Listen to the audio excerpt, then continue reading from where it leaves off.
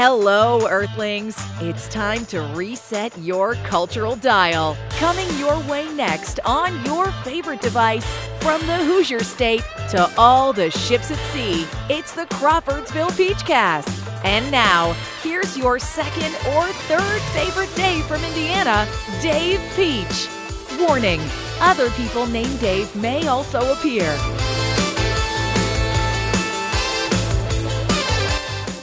Thanks, CD. Crawfordsville Peachcast. I'm Dave Peach.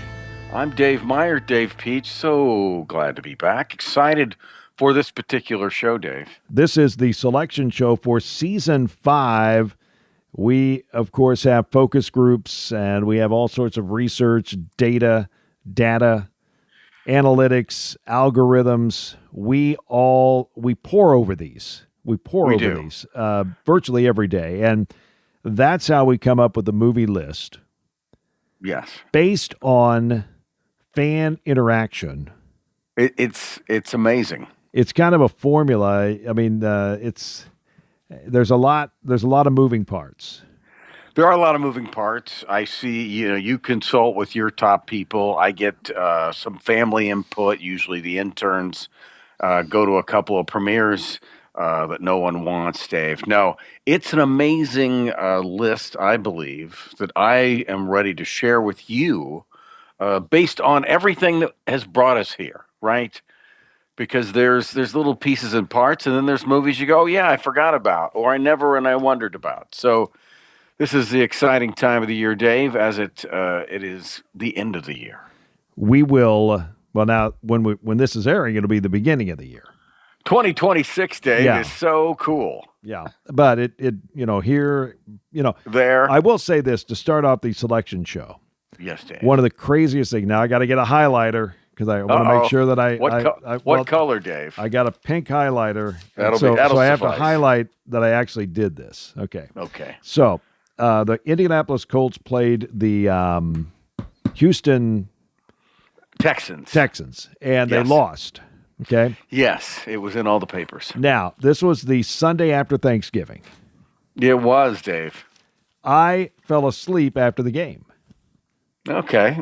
That's reasonable. Fell asleep. I'm tracking. Wasn't that upset about it. I figured, hey, you got to score more points to win. It's a good time for a nap. So I wake up and I'm on the place where I normally will fall asleep in the evening and then wake up and then go to bed. Okay, that's good. So far. So I wake up and it's 5:29. I look at the clock. I go, man, I slept a long time last night. Now what do I do? Do I go to bed for an hour and then I go to work or what do I do? What do I do? Okay. And what did you do, Dave? Well, I figured out that it was 5:29 p.m. Oh, eventually. So I got a bonus 12 hours of life. Wow. See, that's so amazing because you somehow felt, your brain said, I got a pretty good nap there. So what time is it? I'm rolling that over. I got no doubt that it's well, first of all, Dave, I got to give you, it's that time of the year where darkness has befallen more than Is it lighter at 5? Is it darker at 5? And then they'll throw in like some meteorologist say, here's what would happen if we did not have daylight savings time. In Buffalo, New York, the sun would rise at 4 and set at 3 o'clock. And then, they keep going on. And I know. I'm like, okay, what time, what planet am I on? What time? Did we do it in early October, late October, mid-October, late November? We're losing daylight. We're gaining daylight. So what is it? So, I mean, I'm starting to, on air, for people like me, say it's 5:29 p.m. when I'm on the air. Just in case they're out there thinking it might be a.m. This is true. I mean, wherever you are, it's the time does vary. Was that worth getting the pink highlighter out? Oh my gosh, Dave. Okay. It's my favorite highlighter. Central Indiana Rubber Products provides the power for you. Central Indiana Rubber Products, or CIR, keeps farm equipment and local manufacturing processes running with gaskets, belts, seals, and O-rings, among a variety of other products and services. Employee-owned and always customer-focused. Central Indiana Rubber Products. 989 West, 83 North, Crawfordsville, and at IndianaRubber.com. Central Indiana Rubber Products, or CIR, power for you. All right, 75, movie 75 is going to be Rollerball, and we've been off on numbers this whole season. But I do know that 75 is Rollerball from 1975. It will be the first movie on season 5, and I can tell you now. Why don't I go over 5 movies? Give me 5. We'll kind of throw them out there.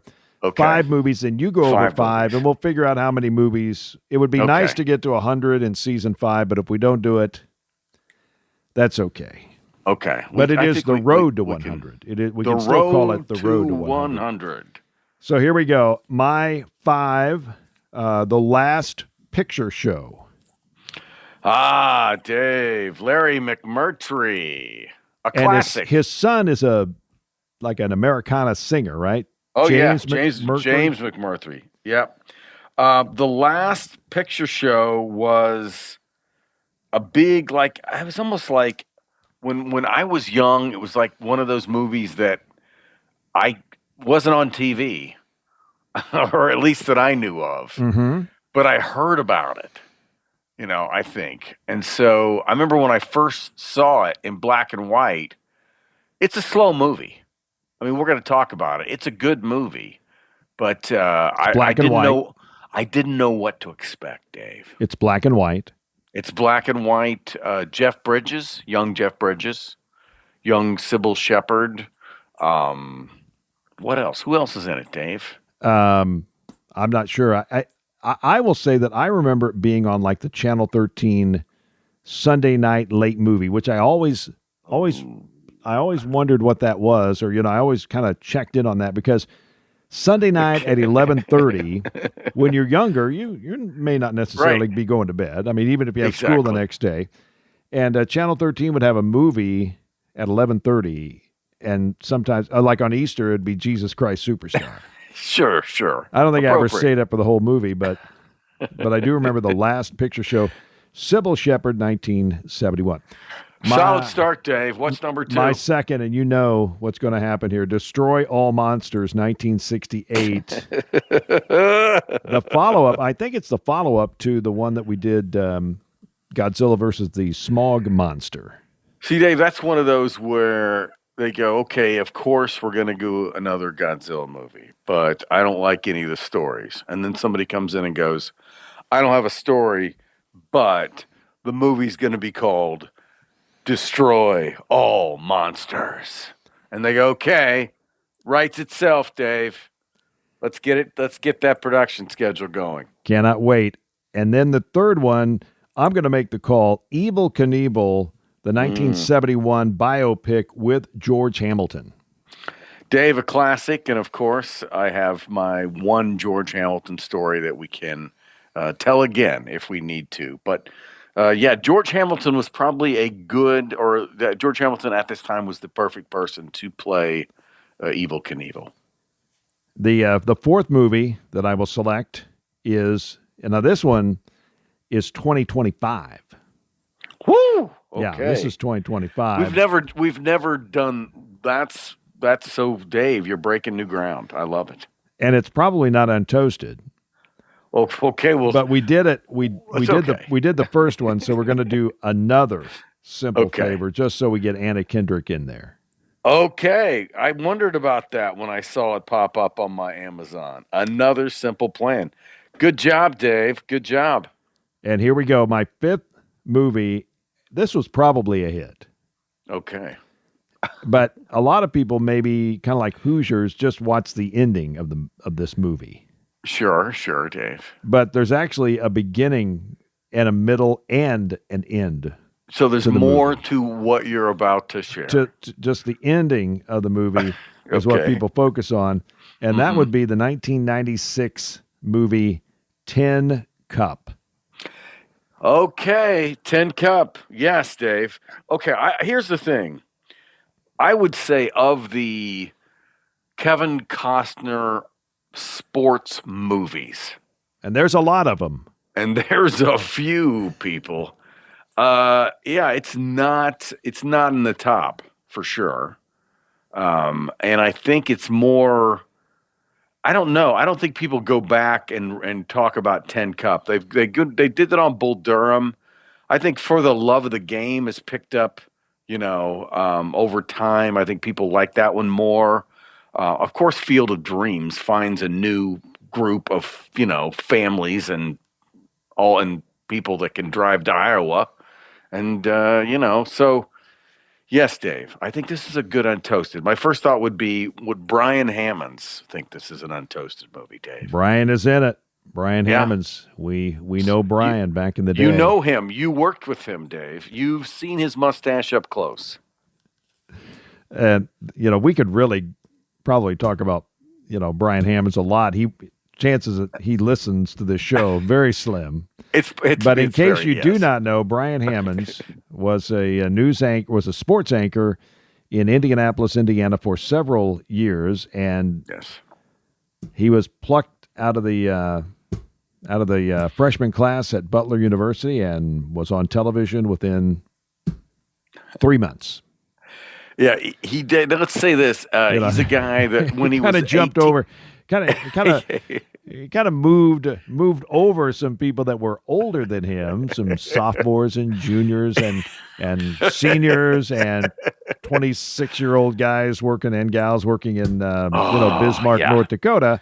Right. To go to the ABC affiliate in Indianapolis, Indiana, and start doing Big Ten reports. Yes. A little unusual. Very unusual, yes. I was going to say he looked to be 28 when he was 18. Mm-hmm. In a good way. In a good way. In a GQ, very much. I would say the era of Tom Selleck's Magnum. Was the era. I was going to go Burt Hammonds. Reynolds. Okay, I was okay.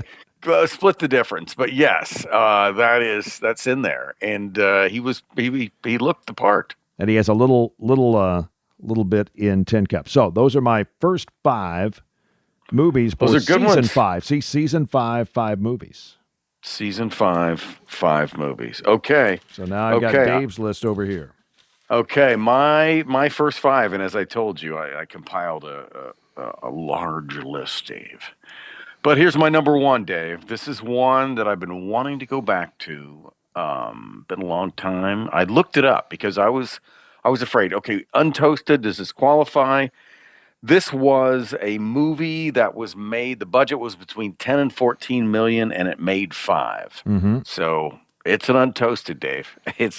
The movie is. It was upside down, as we like to say. It was upside down, people. A lot of way you can judge it, but 10 that's over the 5.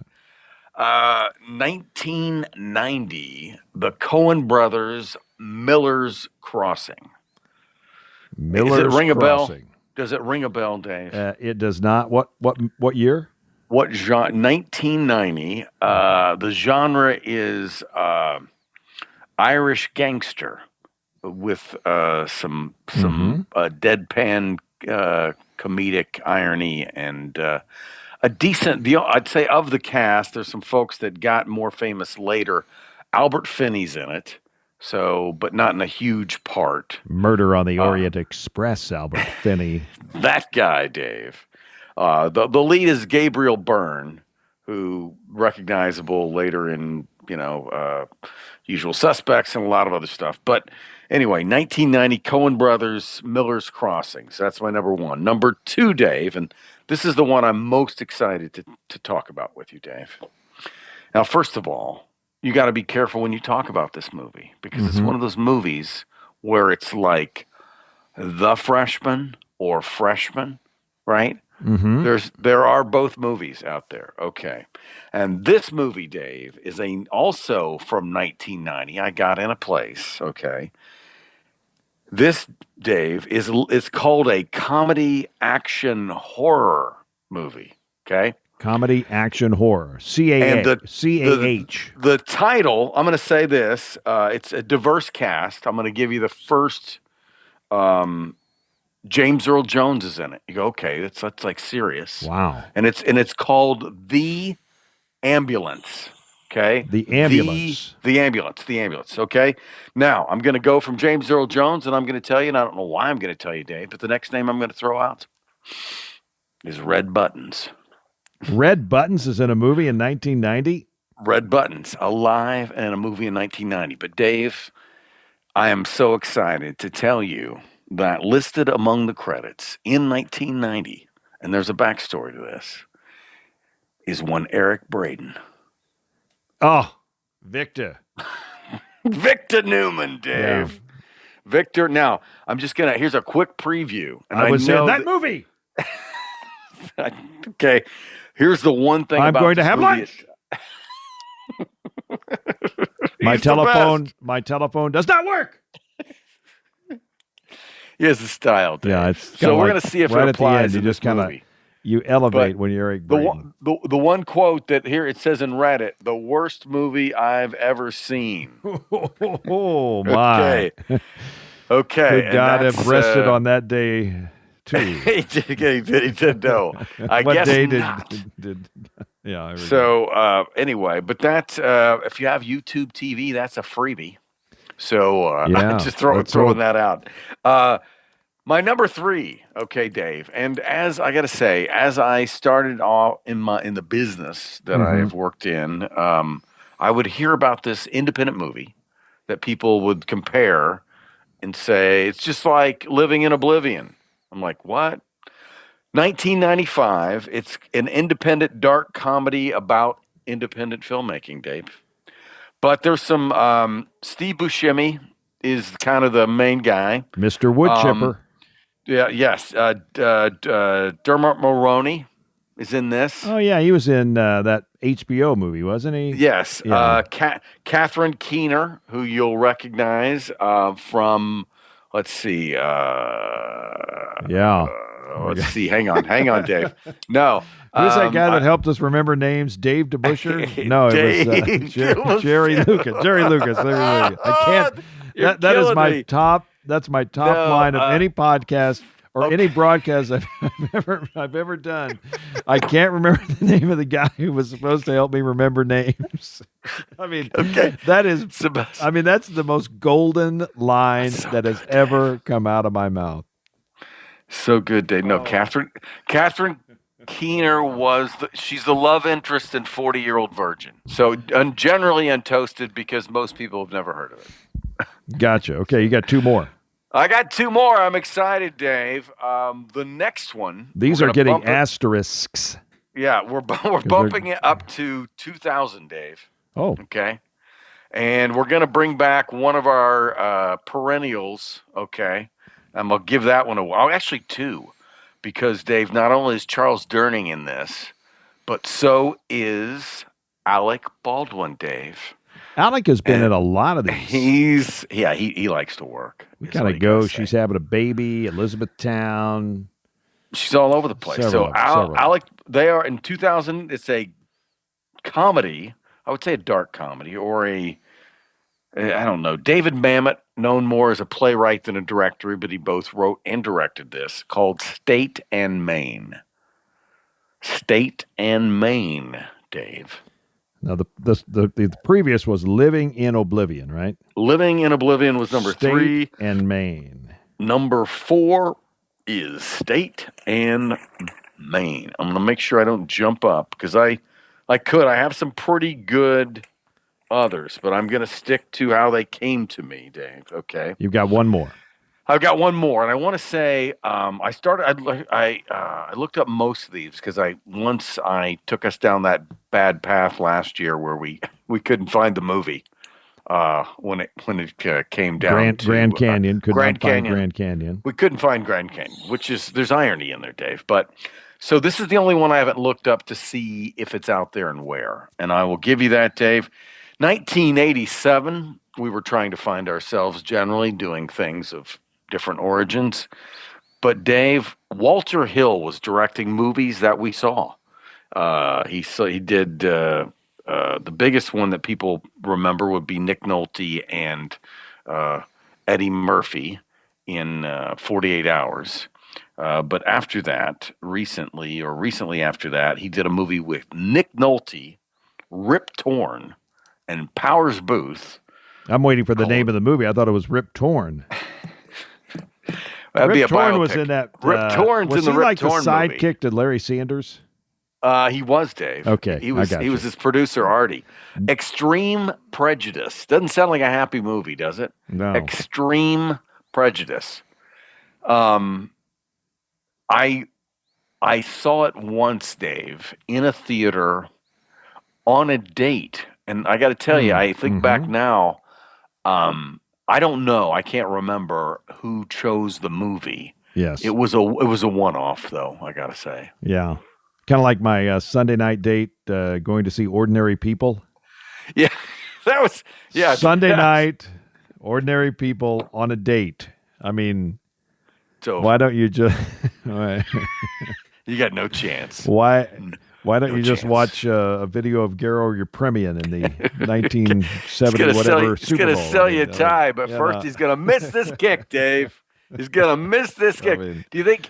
Okay, Garrow, I believe, is still alive, and you don't got to think he is. believe. I don't think he is. Okay, but we got. we could check on that. Okay, well, either way, I was going to say, I'm sure people looked that up this past week because they were wanting to interview him based on what happened in the NFL last week with the kicker coming in on the, Garo died in 2015, Dave.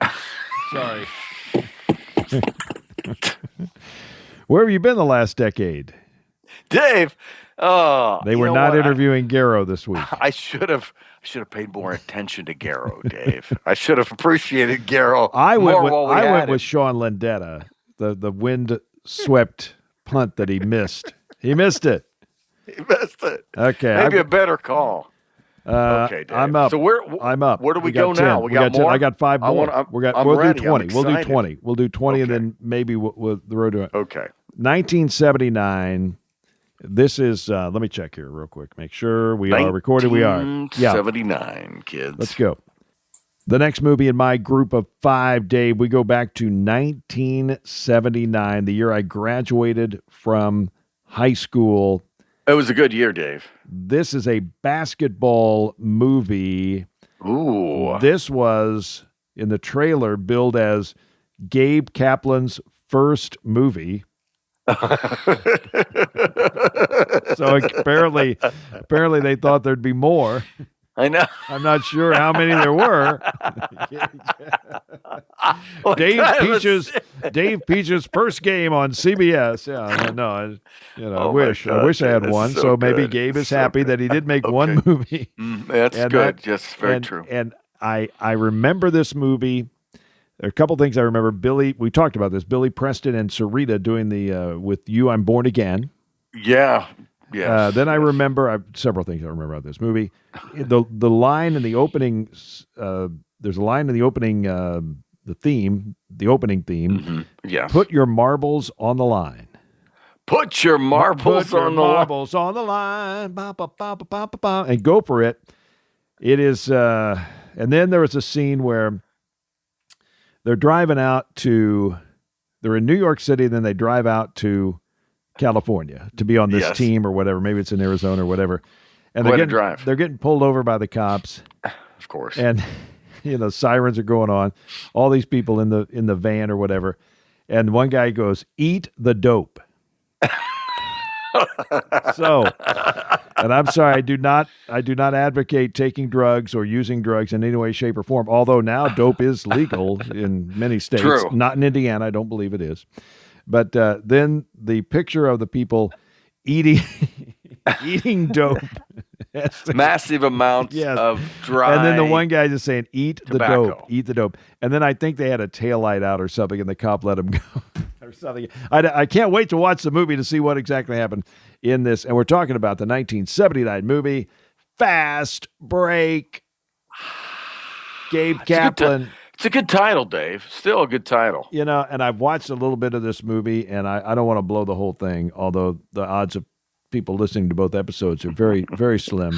But to see Gabe Kaplan mixing it up on an asphalt court with New York basketball players It is a little bit, okay. Stretchy guess, even then. I guess you could. So that's He was in his prime, yeah, Dave. I know. He was physically fit.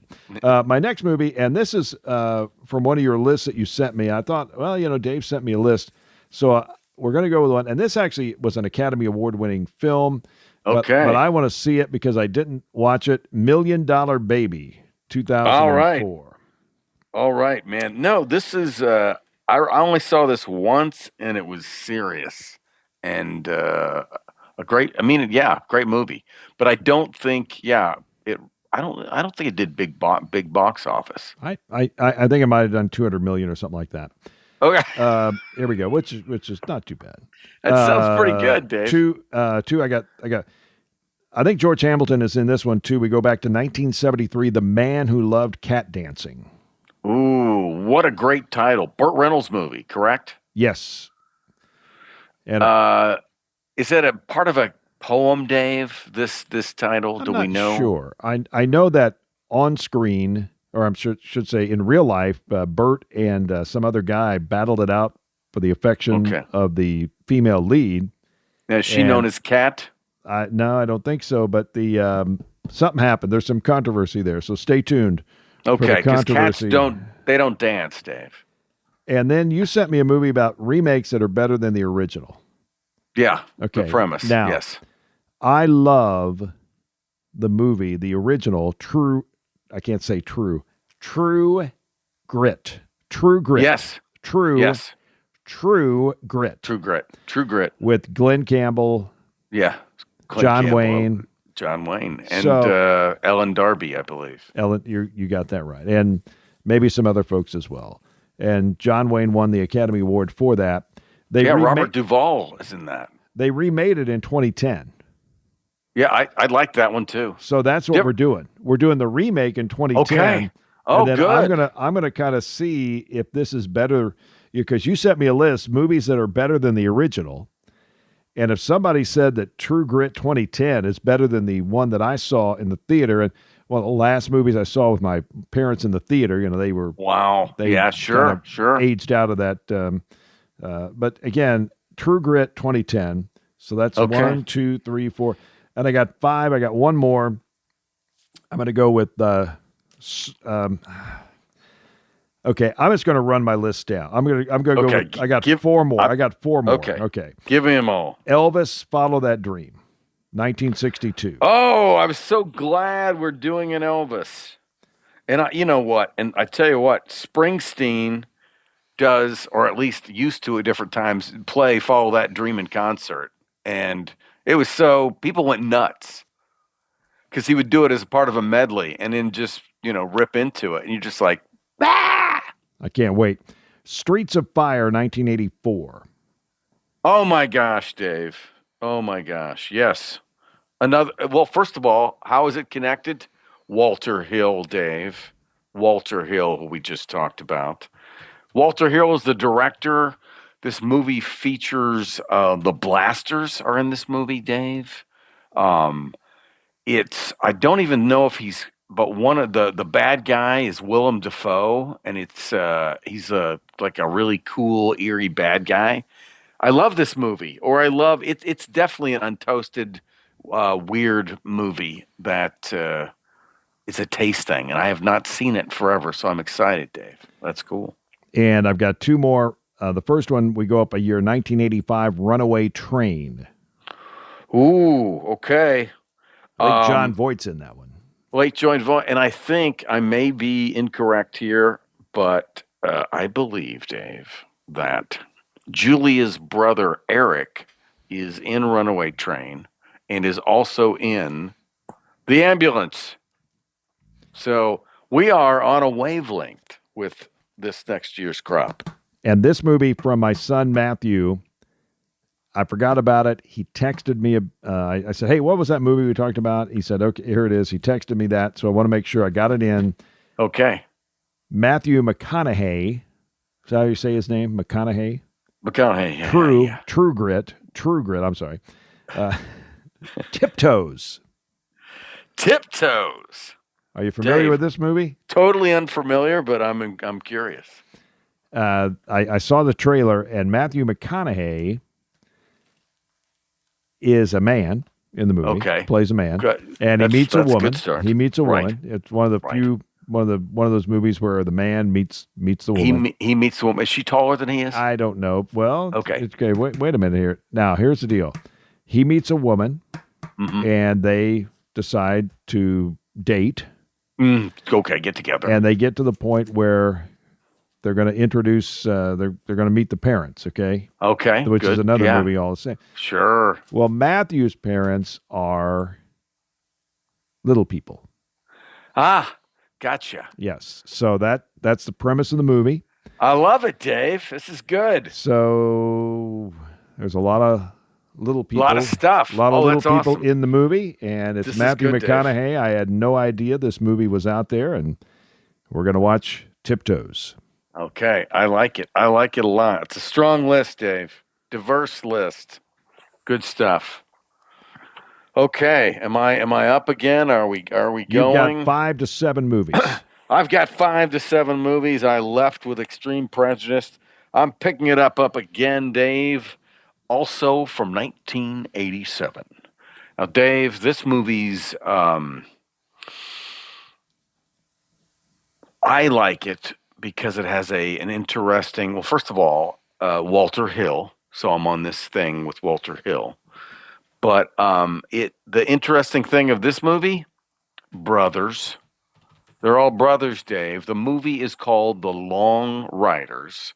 It is about the James Younger gang, i.e., Jesse James, and the people that rode with him. And it's supposedly based on some original truth.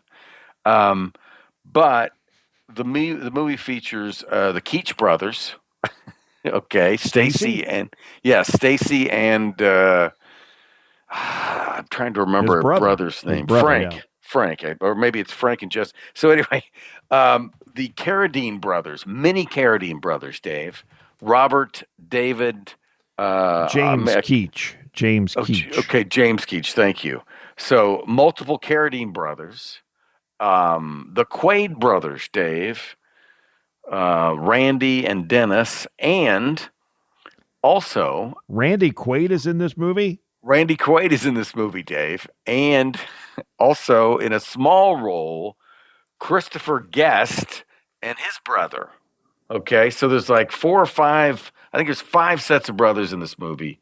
It's from 1987. It's a Western, basically, that depicts outlaws and kind of how they got along.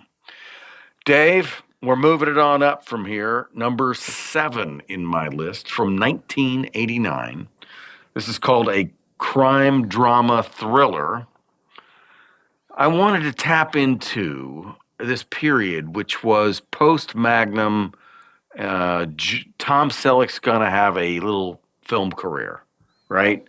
Everybody saw 3 Men and a Baby. Most people didn't see most of the others, right? This is one of those, Dave. What was that one movie? He was like a adventure. What was that? Yes. I want to say Somebody Down Under. Quigley Down Under? Quigley Down Under. Okay. So, okay, that did last. This was one of the ones that didn't, and it's called An Innocent Man, Dave. It's Tom Selleck from 1989. F. Murray Abraham is also in this movie. I don't know who else. Okay, my number 8. Come back to our near and dear to our heart. What is it? Well, radio, folks. So in 2009, a comedy drama that was originally, I think it was originally called The Boat That Rocked, or it was originally called Pirate Radio, and then they later released it as The Boat That Rocked. But it's basically about a pirate radio in England in the 60s. And it's, again, somewhat based on some true stories, and it's got a kind of a diverse cast of mostly character actors, but Philip Seymour Hoffman is also in it. So that's number 8. Number 9, Dave, is, and this was I have a unique relationship with this movie in that in 1991 I was starting to work professionally and was working with a guy who was a video director and had come down from Fort Wayne, and he was very much, I would say, ahead of his time in that he was into comic books and like comic book movies before there were comic book movies, other than at this point Superman with Christopher Reeve and then the Batman movie. But this guy loved The Rocketeer, Dave, and in my mind, no one had ever heard of The Rocketeer. But Disney put out this movie. It's kind of a, I remember it was kind of an old school superhero movie, 1991. This guy, his name is J.D. Davis. I remember, collected a lot of memorabilia, and he had all kinds of stuff. So always curious about the movie, never saw the entire version. I wonder how it would play today, or if it were, produced in another era, would it have been a thing? So that's my number 9. The Rocketeer. The Rocketeer, Dave. Now, no, my number, I've got a 10 and I've got an 11. I'll give them to you quickly. And I'll say this. Number 10, Dave, people would think that's a toasted movie, Dave. That's not untoasted. Mm-hmm. And I'm going to go, hang on. You think it's toasted because you've heard of Almost Famous. Cameron Crowe, Almost Famous, yada, yada, yada. Well, folks, in the year 2000, the movie Almost Famous came out, written and directed by Cameron Crowe. It was a $60 million budget, Dave, and it grossed 47. So we're going to go back, take a look at Almost Famous, see what's there. It was budgeted. It's 60 million, and then it made 47. Million. Made it 47. Well, then how is that movie not? How is that movie? It is untoasted, or it is untoasted. Kind of in that realm, yeah. Yes, it's in that realm. It didn't. Now I know sometimes it's Hollywood accounting, but I looked this up in multiple places. So it did not make its money back. I think people think of it. A lot of people saw it. It probably, helped. It probably eventually made its money back in home video. I don't know, but this was at a time when that was still not as huge a thing. So Almost Famous, my number 10. Dave, here's a movie. One to grow on. Interesting because, again, based on a true story. 2006 mob movie based on the Lucchese family in Philadelphia, where all these people, they put them on trial all at the same time. It's kind of a risky deal. One of these guys decides, I'm not going to take the lawyer. I'm going to defend myself. Vin Diesel plays that guy. And the movie is called Find Me Guilty. It's directed by Norman Jewison, who is a famous director, one of his later movies. And it's a movie that I don't know anybody who's seen it. I've heard about it. I've read about it. We did a Norman Jewison movie, didn't we? We have. I'm trying to remember which one. I feel like it's something recently, Dave. Oh, Dave, I know exactly. Dave, we're getting ready to do a Norman Jewison movie. Rollerball. I gotcha. Jonathan. So, Find Me Guilty from 2006 is my final extra credit entry, Dave, into the 2026 untoasted lexicon of possible movies we talk about. I'm looking at a picture of Norman Jewison with a very light blue coat, sunglasses. Let me check. No tie. No tie. He is looking like he could fit in on the Miami Vice reboot. A man who's not worried about your opinion, Dave, or mine. Rollerball. That movie, boy, I tell you what, I cannot. I've watched that movie. It's the first one we're going to do. I've seen it over and over again, but I will say this. Okay. And we're kind of going back to 5:29 a.m. or p.m. I can't tell you how many times I fell asleep during this movie. There's some movie There's some of these movies that we do, and I'm having trouble. It's like 11:42, and there's, He's trying. 53 minutes for left. You. I go, let's go ahead and watch the rest of it. Oh, well, okay. Where was I? Where were we? Where were we at this movie? It was, and we'll talk about it, but No, Dave, I'm with you. I learned how to use the word dystopian. Dystopian. Yeah. Okay. One thing about this movie, I'm just going to say, I'll try not to harp on it. And that's why I'll get it out now. Most movies you see nowadays, the camera moves are, they're basically movement within, but this particular movie has a lot of in-camera. Wait a minute, I dozed off there for a second, just thinking about the movie. No, I'm just kidding. I mean, it's like, this is all this, Dave. It's a lot of, we're serious. Yeah. And, that's the, yeah. So I look forward to, Dave. We're going to have that talk. I love the question. I think the overriding question, we'll talk about this when we talk about rollerball. Mm-hmm. What are they afraid of me for? Yeah. That's kind of like my life. What are they afraid of me for? What are they afraid of me for? What is it, Dave?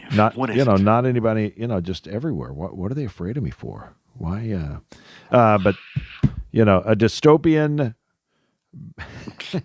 with John Houseman and a cast What of do they have thousands. against the trees? Why do the guns have to fire, Dave? Rollerball. And again, we, wherever you're at, I hope that whatever you want it to be, it's either AM or PM.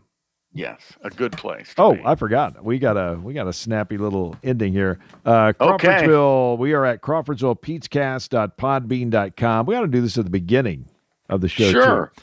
Like, share, and subscribe. We're on iHeart, Apple, Spotify, Podbean, and YouTube. Dave, I can't wait. Season 5 is on the way. Happy 2026, everybody. For Dave Meyer. I'm sorry. I got the outro here. Until next time, America, for Dave Meyer, I'm Dave Peach. Thanks for listening to the Crawfordsville Peachcast. Thank you for listening to the Crawfordsville Peachcast. If you enjoyed it, follow the podcast and ring the bell so that way you'll always be up to date with the newest episodes. We'll see you next time.